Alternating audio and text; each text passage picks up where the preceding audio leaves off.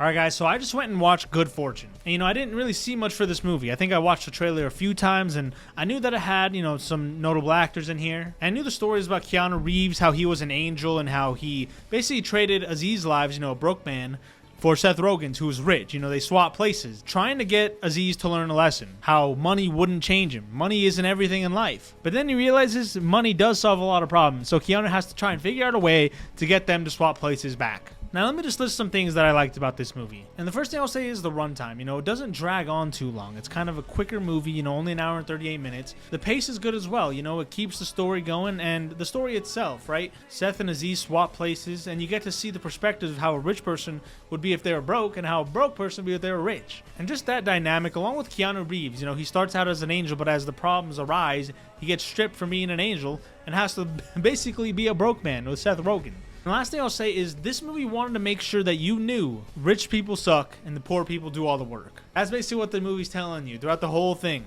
Now, for the cons, look, I'll say Aziz kind of acted like a robot. I just think there was moments in here where he kind of felt like an NPC, robotic.